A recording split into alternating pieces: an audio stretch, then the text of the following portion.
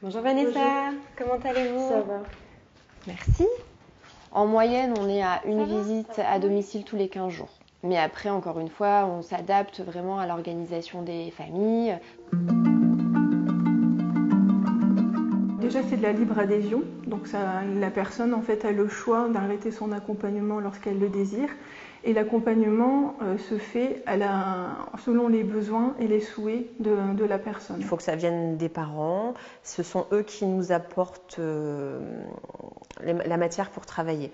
Ils ont des besoins, ils nous les évoquent et nous après on adapte notre accompagnement en fonction de ce qu'ils ont besoin. C'est vrai qu'on travaille pas mal avec beaucoup d'outils et nos outils sont à chaque fois réadaptés, réajustés en fonction des besoins et des compétences des parents. L'outil qu'on utilise le plus souvent, ça reste tout ce qui est autour du biberon.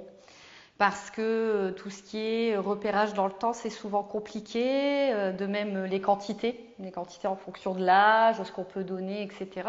Donc ça, c'est vrai que souvent les parents ont un peu de difficulté à ce niveau-là et du coup, on met en place en général cet outil où ils peuvent se repérer dans le temps. Il fallait tout réapprendre, surtout.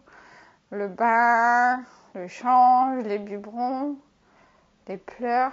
Et puis ensuite, on doit travailler leur PPI, projet personnalisé individuel, pour vraiment mettre sur papier les besoins, les objectifs et ce qu'on va vraiment détailler dans le travail avec eux.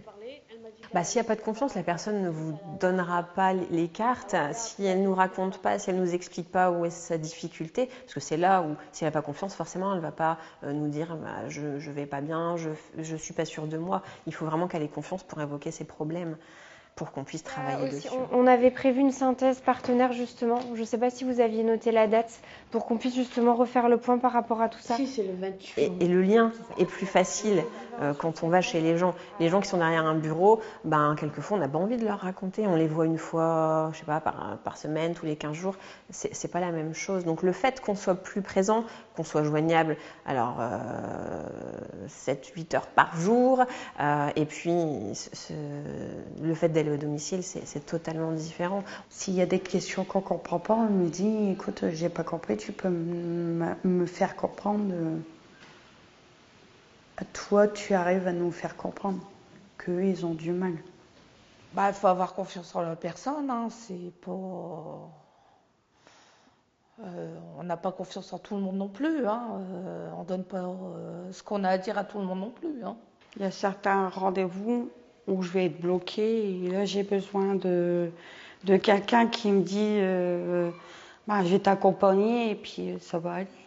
C'est vraiment répondre au plus proche du besoin de la personne. Et c'est vrai que c'est totalement différent d'une maman à une autre. Du coup, ça se passe comment l'organisation du mercredi? Tom, il est quand même chez la nounou toute la journée? Le lundi et le jeudi pour l'instant. Mais pas le mercredi? Pas le mercredi. Ça permet de pouvoir utiliser le matériel des familles, de voir vraiment l'organisation en termes du logement, de l'aménagement. Comme ça, elle peut me donner des conseils pour aménager les jouets. Je me suis permise de reprendre un petit peu le planning qu'on avait travaillé ensemble. Vous vous souvenez par rapport au retour de l'école pour Noah? Ça m'aide chez moi, comment je peux faire quand il est avec moi au domicile. Donc, Elle dit pas, faut faire comme ça. Elle me dit, tu pourrais essayer de faire comme ça. Et ça, je trouve que c'est bien.